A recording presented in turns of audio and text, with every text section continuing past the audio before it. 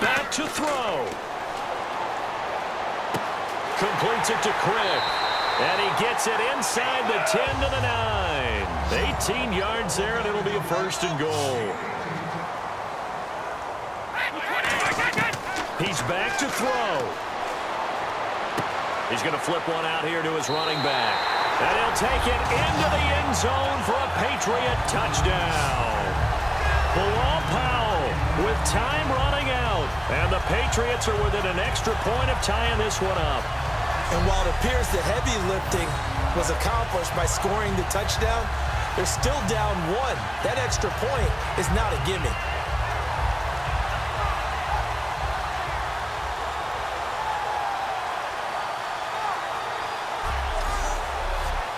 And now a critical extra point attempt here. And we are tied here in the fourth quarter. So that winds up a 7-play drive all told. And it's capped off by a touchdown run of 6 yards.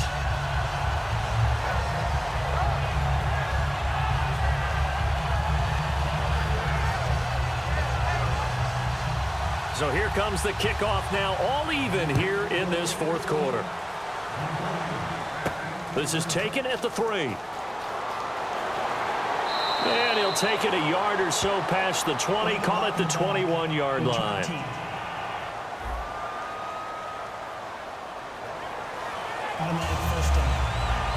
The Jets offense now works their way back onto the field. They have a little bit of time here to get into field goal range. Not much. A tie game, you don't want to do anything crazy, right? I agree with you on that one. Risk reward, okay? If you go for it, what is the absolute reward on this? But the risk is probably greater.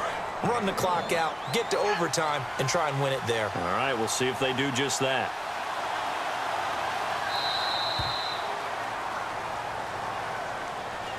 So 4 quarters wasn't enough, and we are off to overtime. Don't change that dial.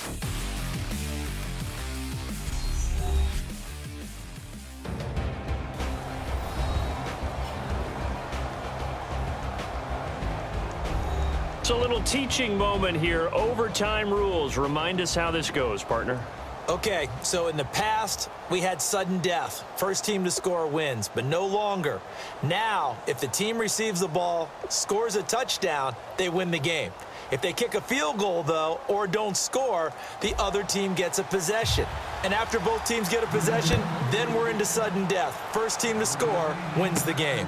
Fielded about a yard deep. And he'll wind up about 4 yards shy of where he would have been if he had taken a knee, as they'll start at the 21-yard line. The New York set to take the field.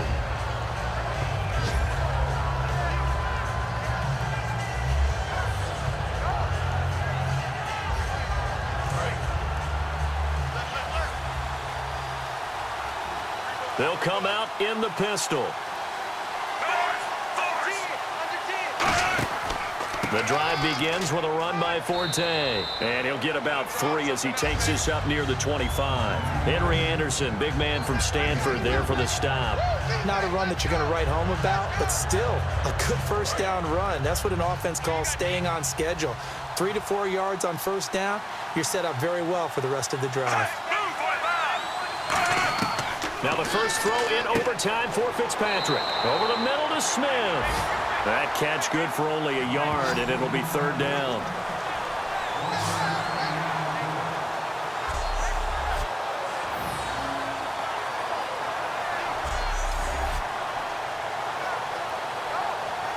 And the offense in that middle ground here on third down, 5 yards to go.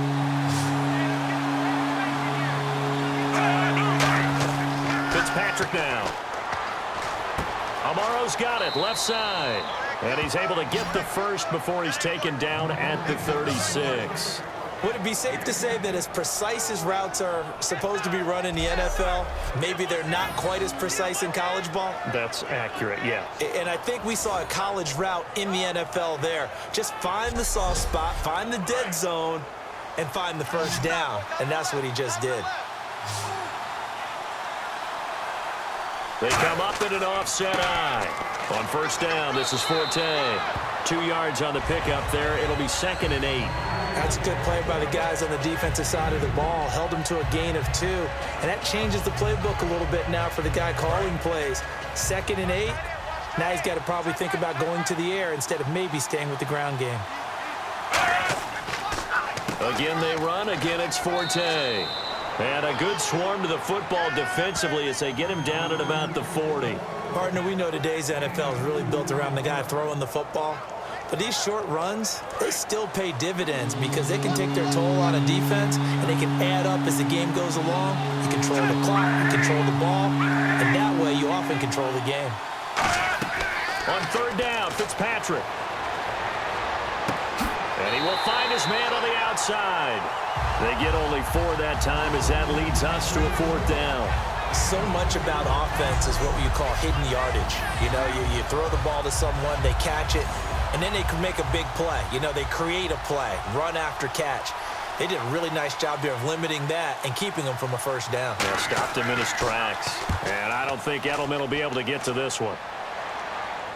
Out of bounds and close. The question, was it a touchback? No. They'll say it crossed out at the 2-yard line.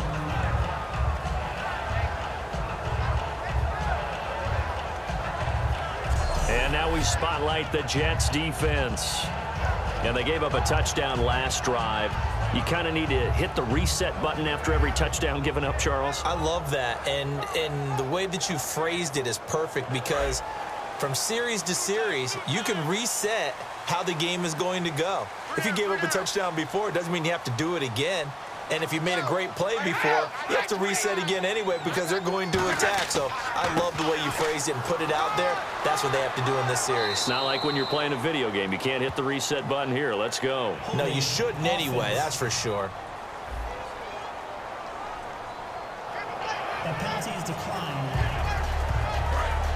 And on the outside, they're playing press coverage. That's what I do.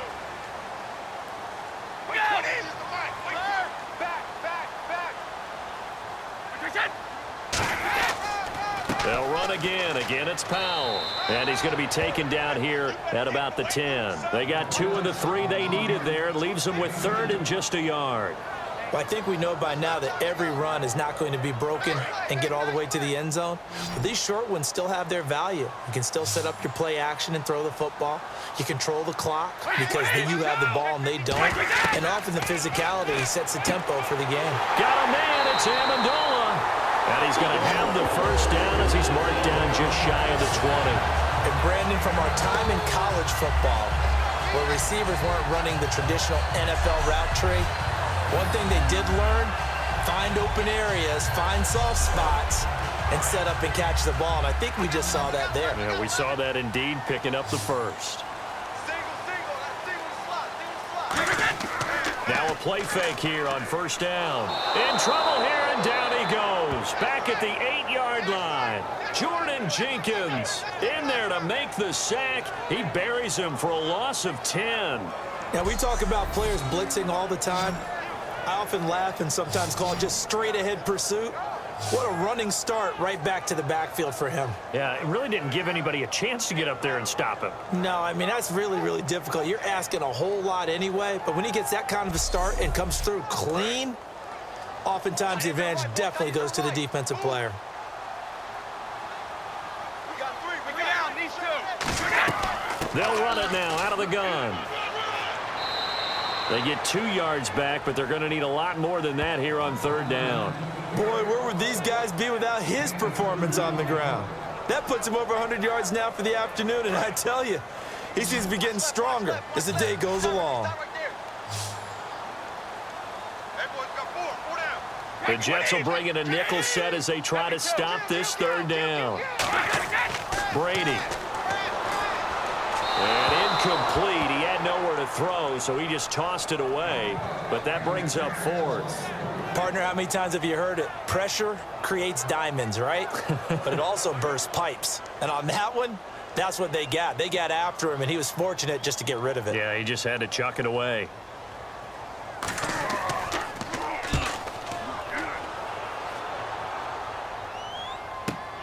Fielded at about the 28. Give him 11 yards that time on the return. And the Jets take possession. And the Jets set to take the field. Neither team scored yet. Now we go to sudden death. Next points win this game. How about the tension right now? It is ratcheted up, isn't it? I mean, now whatever happens, points are scored, that's your ball game. Can't wait to see the defense now. Do they get a little more aggressive in order to not let the team just drive the ball easily down the field? Gotta be careful, though, right? Yeah, if you're too aggressive, you just give up something easy and cheap. But some defensive coordinators, they'd rather take a stand that way as opposed to being nickeled and dimed down the field. Well, Brandon, he's had a great day, and sometimes that just happens. It is the NFL. They will make some plays against you. A little bit of ground to make up for the offense as they face a 2nd and 11. Working out of the gun, Fitzpatrick. And over the middle here, Amaro. 6 yards is the pickup, and that'll lead to a 3rd down. That throw has to be a quarterback's dream, doesn't it? Big tight end, curling in the middle of the field, so it's great sight lines for him. And when they show their numbers back to the quarterback, when they sit down right there, that should be pitch and catch. 3rd and 5, so they bring in an extra defensive back. Expecting pass. From the shotgun, it's Fitzpatrick. And he finds Jace Amaro. And he's taken down at the 43, but not before picking up the 1st. And the game just keeps evolving. Big guys running those corner routes, so difficult to cover. So here we go, 1st and 10 now.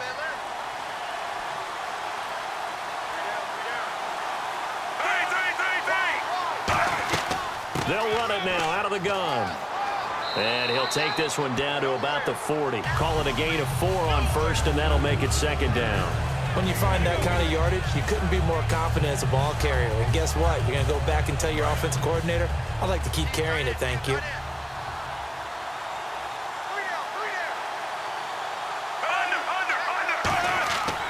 They stay on the ground. Forte again. And this time not quite to the 30. It'll be down at the 31-yard line. 9 yards on the pickup there, and it keeps the drive alive. And that's a nice pickup of a 1st down on that 2nd down run. And at that yardage gain, they can run that play on any down. A running play now for Forte. 2 yards on the carry there. It'll be 2nd down. Well, so many times we look at a short run and we praise the offense for trying to set the tempo and establish things. But the defensive guys, hey, they just won the battle there. It wasn't a big run given up. They don't always have to absorb the body blows. Sometimes they dish them out themselves. On 2nd down, Forte. And for one of the few times here today, this run's not going to go anywhere. They'll get nothing out of that one, and it's going to lead to a 3rd down. Well, he was stopped on that play, but he's had plenty of carries all afternoon. Every now and then the defense is going to win one, but I don't think they'll shy away from handing it to him the rest of the game. An extra corner on the field for New England here on 3rd down. Yeah, another DB. And he'll go down here right around the 23-yard line. They'll get 6 there on the run, but it brings up 4th down. And once again, leverage wins. The offensive line, lower than the defensive front. They moved them and found some good space for the guy carrying the ball. So this is certainly a tough test. Now whistles blow, and the Patriots are going to take another timeout. They'll be down to just 1 remaining as we step aside here in overtime. The defense, they got a little bit of a breather. Now they're back and set as we resume play.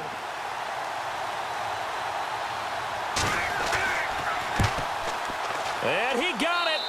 The kick is good in overtime. He's able to split the uprights. We were just treated to an absolute dandy in this one. A great finish in overtime with a long field goal. Everybody, including us, on the edge of their seats. Quite a game. And it's rare that you get a game into overtime that it doesn't turn out to be a dandy, right? That's what we saw here. And just what you were talking about. A long field goal to win it, so definitely not a gimme. So there was tension all the way through until the ball went through the post. But it did go through the post. Ice water was in his veins. So for the Jets, they inch closer to respectability now at 3-6 on the year. And they will head home next week to take on the Tampa Bay Buccaneers. Meanwhile, for New England, they'll lose an important one here as that drops them to 5-4 on the season. And they'll try to get back to their winning ways next week as they head to KC to take on the Chiefs.